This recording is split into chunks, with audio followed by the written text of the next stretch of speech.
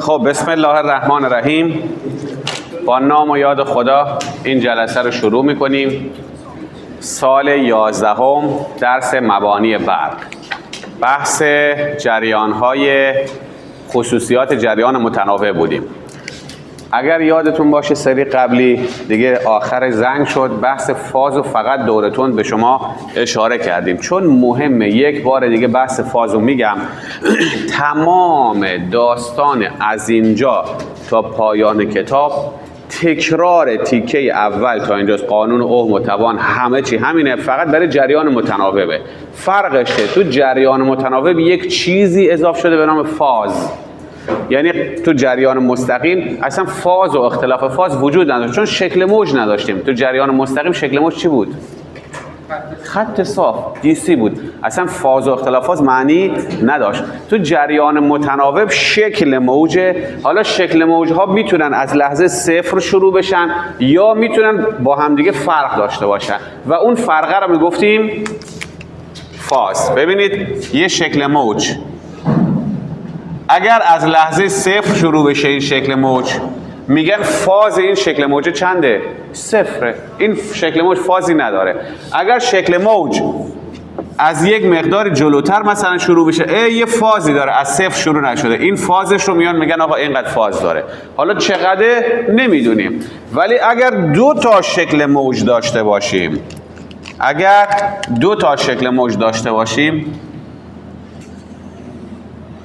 که این دو تا شکل موج نسبت به هم اختلافی داشته باشن مثل این، به این میگیم چون اختلاف شروع دارن میگن اختلاف فاز. حل این اختلاف فازه هستش که از نظر محاسباتی پوست همه دانش آموزا و بقیه رو کنده. بسیار آسون، ولی اگر یادتون بره و محاسباتشو بلد نباشید کلن همه چیزایی که میخوان انجام بدون بدون اختلافات تو جریان متناوب میشه هیچی، یعنی اصلا کاری انجام ندادید. خب این شد داستان تعریف اختلاف فاز. اختلاف لحظه بین شروع دو موج متناوب. بنویسید تو کتاب این شکلی نگفته، همه بنویسن. تو که دوست داری تو کتاب بنویس، دوست داری تو دفتر بنویس. اختلاف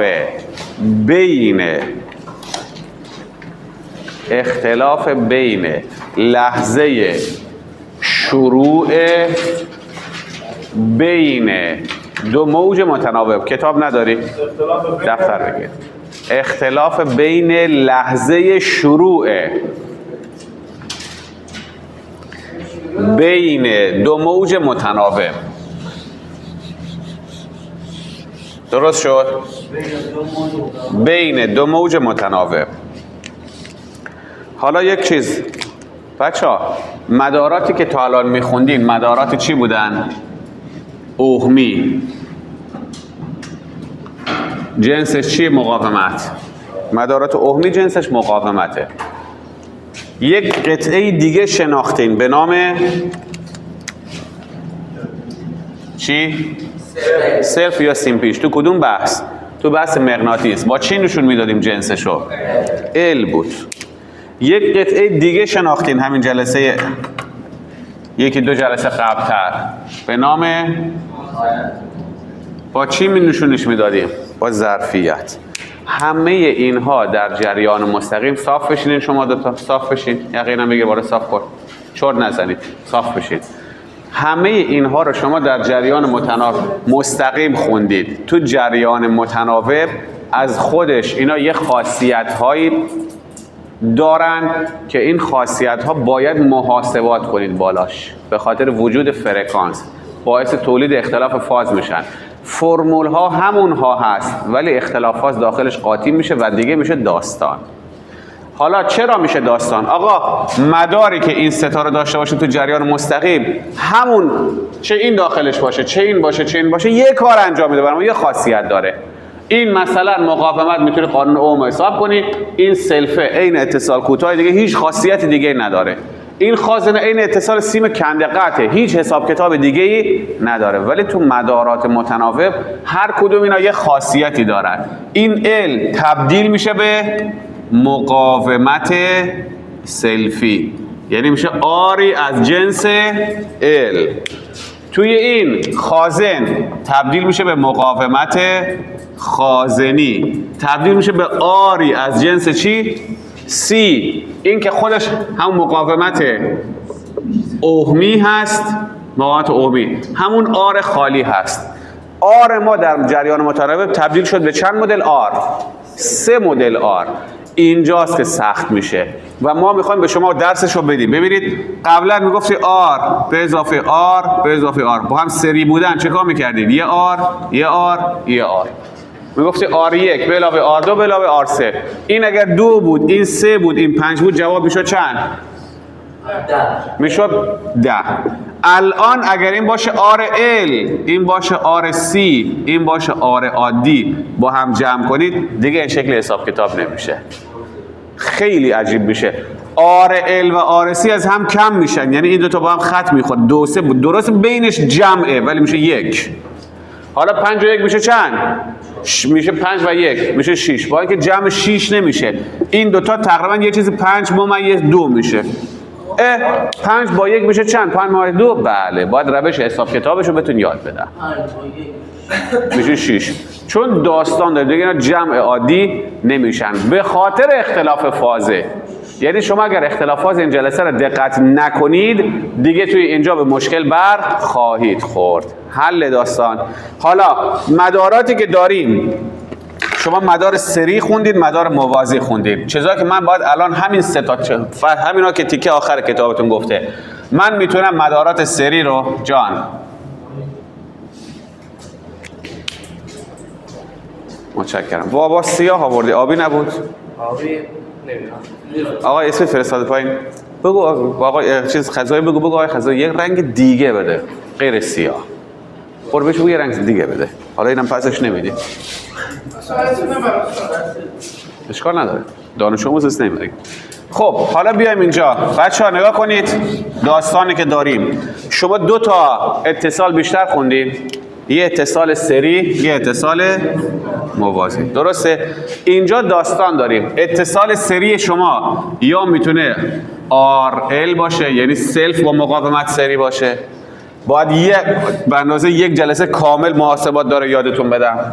یا میتونه RC باشه، یک عالم فرمول دیگه داره مقاومت با خازن باشه.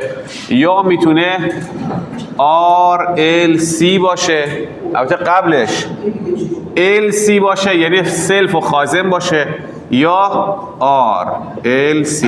مثل قانون اوهم و توانی که 1 جلسه کامل قانون اوهم گفتم، یه جلسه توان گفتم، یه جلسه سری گفتم، یه جلسه موازی گفتم، کل اونور جمع شد. همون 4 جلسه رو برای این داریم، همون 4 جلسه رو برای این داریم، همون 4 جلسه رو برای این داریم، همون 4 جلسه برای این. همین یکی که دیدم. این تازه چیه؟ سری. موازی هم همین داستان داریم. RL موازی، RC موازی، LC موازی، RLC موازی. یعنی همه اون 4 جلسه فرمول برای این یه داستانه، برای این یه داستان، برای این یه داستان، برای این یه داستان. فرمول همون فرموله، فقط محاسبات به خاطر وجود اختلاف فازی که اول این زنگ گفتم متفاوت میشه. بعد از اینا شما میرسید به مدارات 3 فازه. مدارات 3 فازه محاسبات تمام اینها محاسبات رو حساب بکنید. مدار 3 فاز چند تا فازه؟ 3 تا فاز. یعنی این محاسبات رو که میبینید هر کدوم اینا داره میگم این همه جلسه این همه فرمول داره، تازه برای یه فاز میشه. حالا تو مدارات 3 فاز برای چند تا فاز حساب کنی؟ 3 بار باید این حساب کتابا رو انجام بدی. ممنونم زحمت کشیدید، دستتون در نکنه. متوجه شدین داستانو؟ نکته بعدی، حالا برای 3 فاز حساب میکنی. مدارات 3 فازه یعنی این همه حساب کتاب 3 بار انجام میشه.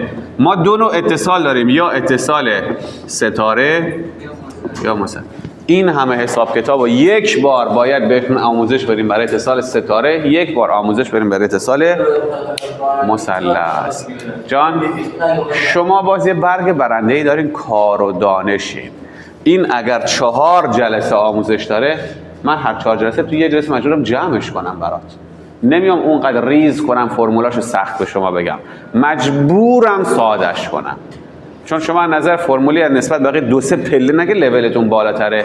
اگه بخوام خیلی ریسک کنم من معلم پوستم کنده میشه. مجبورم دور و تون به شما بگم. بعضی چیزا رو حذف کنم. فقط چیزا مهمشو به شما بگم. گرفتی داستانو؟ ولی خواستم بدونید اونا که اومدن رشته برق و همیشه میان میگن آقا رشته برق رشته آسونی هست و فلان، بعد از رشته ریاضی محض بالاترین فرمول رشته برق داره. یعنی شما که اومدید رشته برق باید از همین الان حساب کنید. حساب کتاب تا دلت بخواد زیاد داریم. از اینجا هم شروع میشه. همش از همین فاز و اختلاف فاز شروع میشه. حل امروز میخوایم بریم سراغ مدارات RL تازه سری. اینو فقط بدونید که شما که میخواین بخونید، اگر برای دانشگاه میخواین بخونید، اینها مقدماتی است که ما به شما میگیم. همینا رو تو فوق دیپلم میخونید، تو لیسانس میخونید، تو فوق لیسانس میخونید. همینه، چیزی نیست. همیناست. فقط توی فوق دیپلم توی تا الان تو سال 10 با مدار DC خوندید، جریان مستقیم خوندید. الان یه پله امسال میان بالاتر جریان متناوب میخونید. تو دانشگاه همون جریان متناوب یکم بزرگتره. مثلا میبینید محاسبات شبکه هوایی رو میخواین انجام بدید، میریم بالاتر این محاسبات شبکه‌های خیلی بزرگتر انجام بدید. همینه همش. فقط محاسبات بزرگ میشه. اینجا یک مدار، یک مقاومت، فردا میری تو کاردانی 5 مقاومت، 5 تا سلف داری، میره بالاتر. باز نکن که نور میاد. میری بالاتر تو دانشگاه کارشناسی یا کارشناسی ارشد بخوای بخونی، همینها هست. ولی مثلا میبینی برای یک محله رو میخوان حساب کنن. دیگه حساب کن چقدر تعداد میره بالا. دانشگاه نه پول طرفدار آقا نمیدونم، ازش بپرس. خب کسی سوال داره؟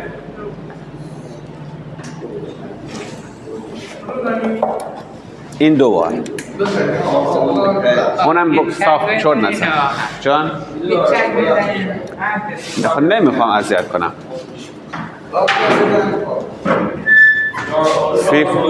فیلم هم نگاه میکنید؟ حالا گفتید به بعضی وقتا گفتی آقا کار خلاف بکنید، بعضی وقتا تو فیلم صداش میاد. کلاس های دیگه محبت بهشون میکنیم، کار بد نمیکنم، محبت میکنم. محبت چه روشی آقا؟ دیگه به روش های خوب. چی؟ من اصلا تبلیغ هم بدم به چه؟ من برای شما میخوام تبلیغ کنم. چی کار کنم؟ من گفتم بهتون درس رو دارم میدم برای شمایی که تو همون اکسلورت باشی، نگاه کنی یه چیز یاد بگیری. به چه درد من میخوره؟ خب مدارات RL سری. آقایون از همینجا شروع میکنیم. سلف چی بودی؟ ماژیکای فلان. سلف دو حالت داره، یا در جریان مستقیمه که تا الان خوندین تمام شد. سلف در جریان مستقیم. من دارم دسته‌بندی میکنم، اونو خوندید، این تیکه جدیده. سلف در جریان متناوب. درست شد؟ یک سلف تنها، چیز قاطیش نمیخوام بکنم فعلا، با مقاومت سری نمیخوام بکنم، با اینکه درسمون اونه. یه باتری یه سلف بهش وصل میکنم، یک منبع تغذیه متناوب یه سلف بهش وصل میکنم. میخوام دوتا رو با هم قیاس کنم. در از محاسبات فرمول ما همه رو این میاد و بعد سری کردن. ولی فعلا میخوام اینو بگم. آقایون یک سلف تو جریان مستقیم کی میتونه بگه چی است؟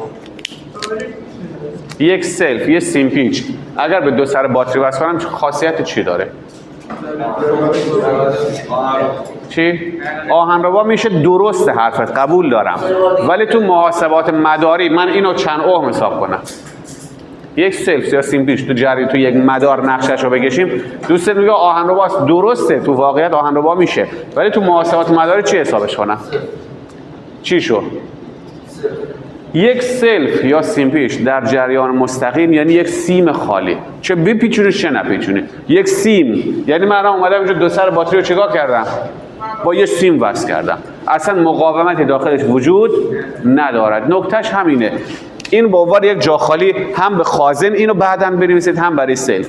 سلف در جریان مستقیم مثل چیه؟ یه سیم خالی. یعنی چی؟ یعنی چی؟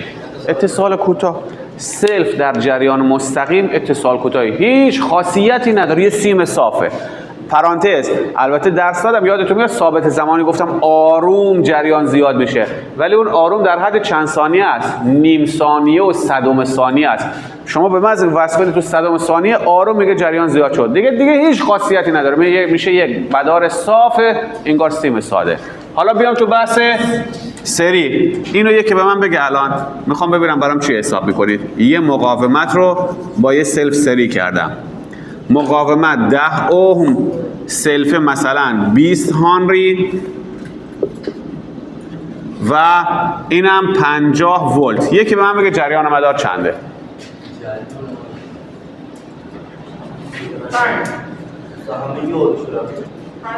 چرا 5؟ پس این چی؟ الکیه. چند میشه؟ این مقاومت این هانریه، مگه با هم جمع میشن اینا؟ دو تا مقاومت با هم جمع میشن، دو تا مقاومت، ولی این مقاومت نیست. سی نمیشه. چرا سی؟ خاطر که تقسیم شد.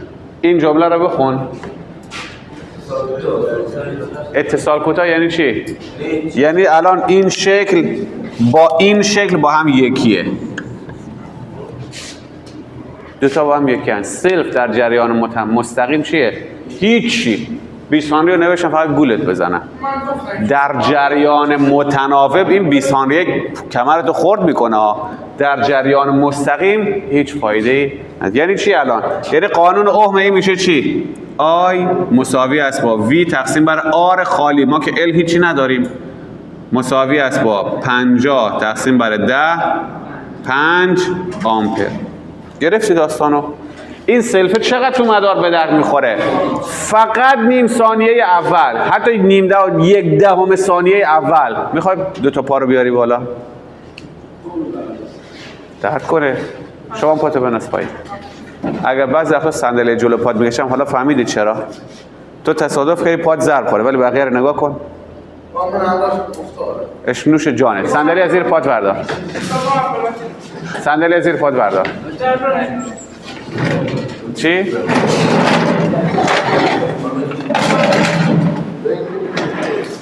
خب دراز میخوای بکشی؟ نه میگم آقا من درازم قدم نیست. خب پاتو خم کن، پاتو بفرست زیر میز. حالا نفر دیگه باشه سر رو سر. چه زیر باشه چه روی باشه چه فرق؟ خب میخوای رو سرش بذاری؟ خب بحث صفر در جریان مستقیم چی بود؟ اتصال کوتاه. اگه صورت مسئله این شکلی دادیم به شما، الان این چیه؟ میگه آقا دو سر باتری با این سیم اتصال کوتاه کرده. تمام، اینو قبلا درس دادم، تمام شد موضوعش، مال الان نیست. حالا بریم صفر در جریان متناوب.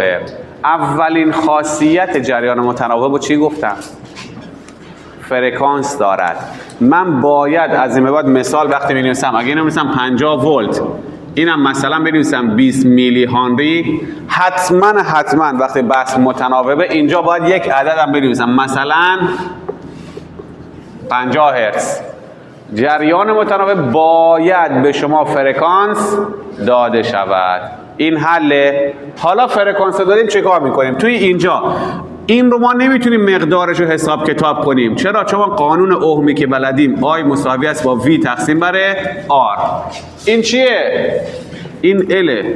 چی کار کنم؟ تبدیل به آرش کنم. اولین یکی فرمول جلسه قبلی گفتم باید سلف رو تبدیل کنیم به مقاومت. برای تبدیل این کار اینجا می نویسم آر ال مقاومت سلفی مساوی است با 2 پی اف ال. حفظ کنید، نوشتین البته جلسه قبلی که این با یک کلمه معرفی کردیم به نام اومگا. یادتونه کشیدم همه خندیدید. حالا ببینید خنده کجاتونه سرویس میکنه. اومگا همون 2 پی افه، اینم ال. پس من توی این مدار حالا میخوام قانون اوم رو حساب کنم. ببین چی کار میکنم. یک، اول مقاومت سلفی را حساب میکنم 2 پی اف ال. 2 ضرب داره 3 ممیز 14 ضرب داره اف 50 ضرب در 20 میلی هنری 10⁻³ نگاه مقاومت چی شد؟ حسابش کن با ماشین حساب حالا چی میشه؟ این حالا حساب کن 2 ضرب در 6 5 تا میشه 31/4 31/4 ضرب در 20 تقریبا میشه گفت 62 نیم ضرب در 10⁻³ 60 جان چیکار کنم؟ این حساب کردن ریاضیه. ماشین حساب وردار بزن. من چون ماشین حساب دستم ندارم این شکلی حساب کردم. اینو تو باید یاد، من تا اینجا باید بهت یاد بدم دیگه. اینو باید معلم ریاضی یادت میداد. الان وقتش نیست من یادت بدم. ماشین حساب وردار 2 ضرب کن پی یعنی 3/14 اف تو مسئله بهت دادم فرکانس ال تو صورت مسئله بهت دادم. بله تو امتحان من مجازه. خب جواب میشه 62 نیم تقریبا. میگم اگر اشتباه بود واسه که اونور دوربین نیاد بگه آقا ما ماشین حساب زدیم یه عدد دیگه شد. تقریبا میشه گفت 62 نیم. درسته؟ نه خیر 625 میلی اوم فکر کنم، حالا اگه اشتباه نکنم جواب میشه این.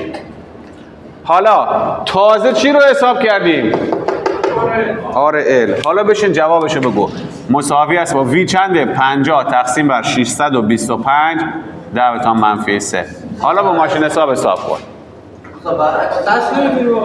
آر 625 ضرب در میلی دیگه 10⁻³ حالا هر چی که شد 50 تقسیم بر 600 تقریبا چه گفت میشه 50,000 50,000 تقسیم بر 600 میشه 50 تقسیم بر 6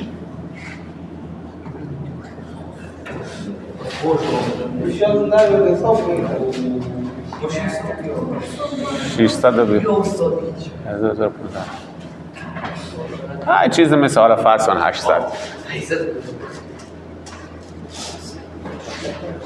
با ماشین حساب نگاه کن اشتباه نباشه عدد. حالا قانون اوهم که خوندین اینجا با همین سادگی الان چی شد؟ این نکته یکش بود. نکته دو آقایون اینو در سلف در جریان مستقیم چی نوشتم؟ حفظ کنید. حساب کتاب نداره، حفظ کنید. ما توی کاردانش بیشتر این شکلی سوال میدیم. نمیام از شما حساب کتاب اینجوری بخوام چون از سخته برای شما با ماشین حساب. شد چند؟ بزن 50 3 تا 0 جلوش تقسیم بر 625 10⁻³ میلیه دیگه. میلی ندادم هان، گفتم میلی هانه. 50 3 تا 0 دیگه جلوش یعنی 50,000 تقسیم بر 625 چند؟ 80. اینم یه 0 اضافه. متوجه شدی داستانو؟ خب حالا سلف در جریان متناوب چیه؟ یک مقاومت سلفی دارد تمام. ولی یک چیزی که بحث فازو داریم و خیلی مهمه آقایون، سلف با چی مشکل داشت؟ ولتاژ جریان. سلف با جریان مشکل داشت. جریان باعث تولید مغناطیس میشد. اینو تو ذهنتون بسپرید. سلف با جریان مشکل داره. تا اینجا حله، یه داستانه. سلف با جریان مشکل داره. این مشکلش باعث میشه سلف جریانش از ولتاژ 90 درجه عقب‌تر بیفته. یعنی 90 درجه بشه چی؟ پس فاز. درس جلسه قبلی. سلف با چی مشکل داره؟ با جریان. پس این جمله رو مثل اون بالای حفظ کنید. در سلف، همه اینو گوشه دفترشون یا کتاب بنویسن. در سلف جریان نسبت به ولتاژ 90 درجه عقب تر است. عقب تر اسمشو چی میذاشتیم؟ پس فاز. این نکتهشه. دو تا نکته داریم تو سلف. یک، سلف در جریان مستقیم اتصال کوتاهه، در این 90 درجه پس فازه. حله؟ بله، سلف در جریان متناوب چون با جریان مشکل داره میگه آ جریان واسطا عقب بیا. ولتاژ راحت عبور میکنه ولی جریان میگه برو عقب‌تر، 90 درجه عقب‌تر حرکت کن. حل؟ همه بلند شن اول. همه خودکارا پایین بلند شین. همه بلند شن.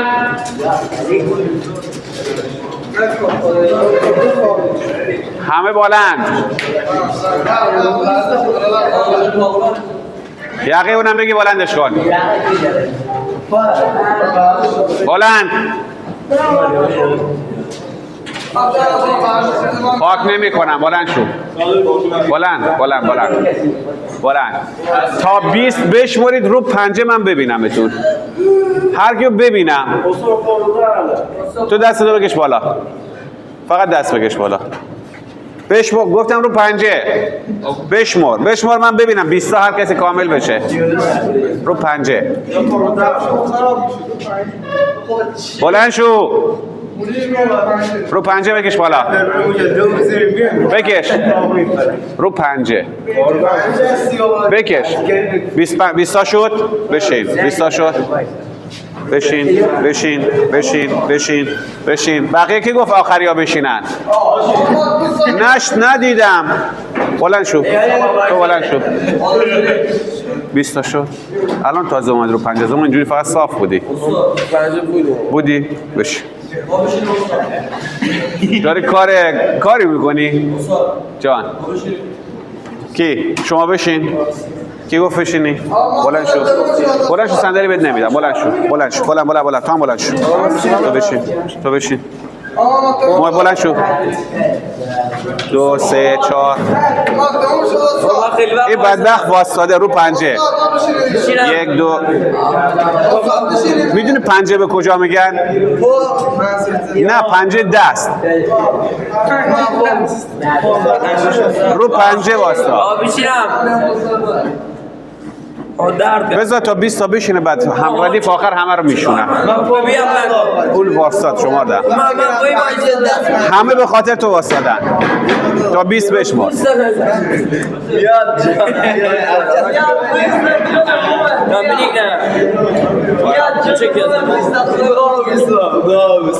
تو بشین. تا آخر زنگ همینجا نگرت میدارم. شما بشین. 3 4 بشمر تا 20. کی گفت تو بشینی؟ نرفتی. بلند شو.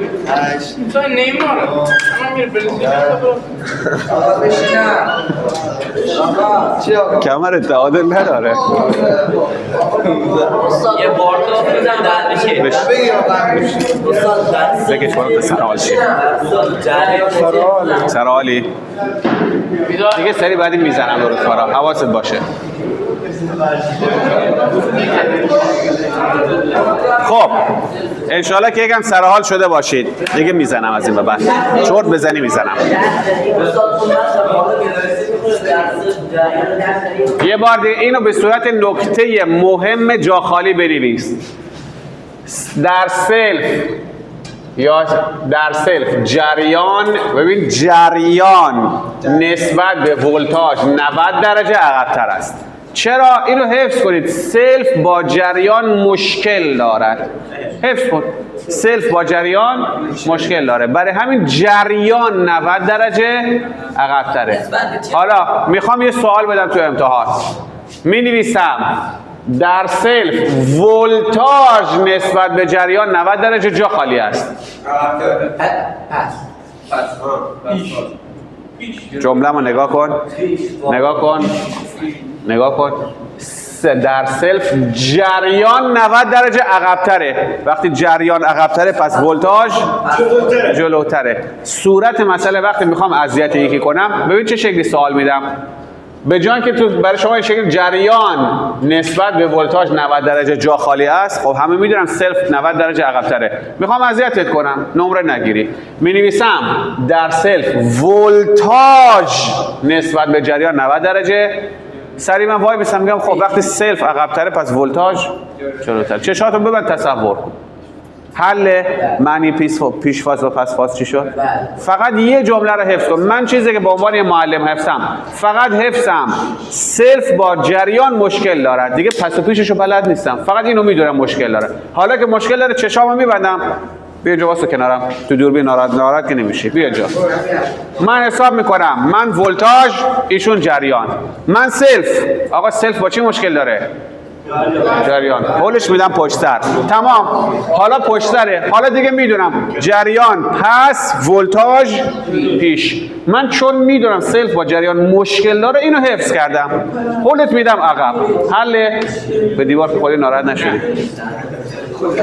یعنی نیومدم این بچه‌ها ببینید دارم کلک یاد میدم. این جمله رو نیومدم حفظ کنم تصورم فقط میدونم سلفه با جریان چیه مشکل داره. هر موقع سر جلسه امتحان صورت مسئله بیاد، حالا صورت مسئله میاد چی اذیت میخوام بکنم، ولتاژ نسبت به جریان چه شکلیه. خب چشام میبادم سلف و اومدم اعصابم خورده هول دادم پشت سر.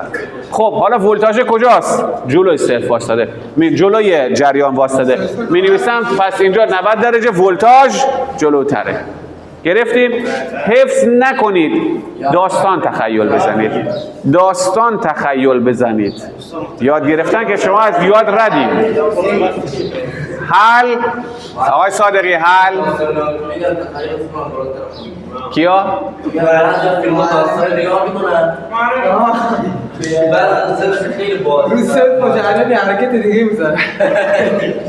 میبینم الان چرت میزنید. دیشب داشته از من داستان سلف و خازن نگاه میکردم. اینا که چرت میزنن مشخصه دیگه. یکی اسمشو میذاره قهوه، یکی اسمشو میذاره سلف، یکی میذاره پشفاس، یکی میذاره پیشفاس. خب حل.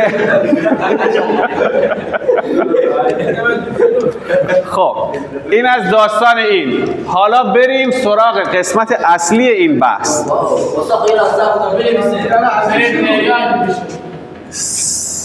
بحث بعدی. حالا قسمت اصلی درس ما میخوایم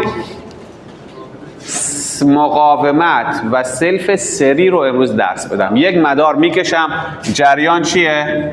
متناوب. یک سلف و یک مقاومت. فرکانس رو می‌نویسم چند؟ مثلا F مساوی است با 100 هرتز. ولتاژ چی؟ 50 ولت.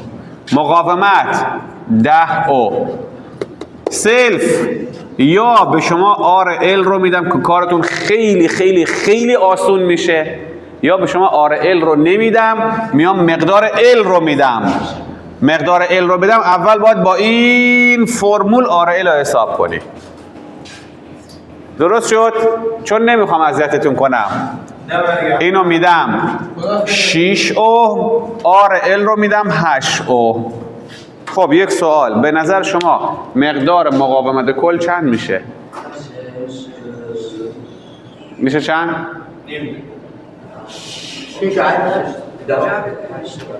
مگه مدار سری نیست؟ نگاه کنید بحثی که میخوام بدم. الان مگه مدار سری نیست؟ با سبز نویسم دیده نشه. مگه نمیگیم RT مساوی است با R1 به علاوه R2؟ درسته یا نه؟ مدار سریه. ولی آیا جنس این مقاومت با جنس این مقاومت یکی هست؟ نگاه کن. حالا این زنگ بعدی میگم بهتون. این شکلی جمع نمیشه. نگاه. یک رادیکال اینجا میخوره، یک توان دو رو این، یک توان دو رو این. عمدن نوشتم که میخوام زنگ بعدی بگم. نگاه کن. توی حالت عادی میگفتی R1 به علاوه R2. درسته؟ ولی توی زنگ بعدی میخوام اول فاز رو به شما دوباره توضیح بدم، آموزش بدم، برداری شکلی نمیخوام بگم. بعد که گفتم حالا ببینید دیگه این شکلی جمع نمیشود، این شکلی جمع میشود. تو وقتی که فاز داریم، اختلاف فاز داریم، دو عدد با هم جمع، باید بریم تو فاز برداری. فاز برداری که باید درس میداد به شما؟ معلم ریاضی. باید برداری جمع اعداد یاد گرفتید که الان سر کلاس من می بودید. چون یاد نگرفتید باید زنگ بعدی به شما جمع برداری یک کوچولو آموزش بدم. آفرین. خوندین؟ مثلا خونده باید بیاین مثلا. ولی چون من در اصل مثل اینجا میگم فرمولش یاد گرفتین، بقیه‌شو بریم بخونید. تو دانشگاه این کارو میکنه. استاد همینو حل میکنه، عدد میذاره میگه برو خودت حلش کن. باید بلد باشی. نمیان تو دانشگاه براتون تشریح کنن. ولی اینجا من میام زنگ بعدی به شما یاد میدم چه شکلی این دوتا رو به صورت برداری با هم جمع کنیم. یکی ساعت به من بگه. ساعت 8:41. کسی سوال داره؟ عزیزا الان قندش تو بخواب. بخوابی. برای این زنگ بس زنگ بعدی بحث برداری رو بهتون میگیم.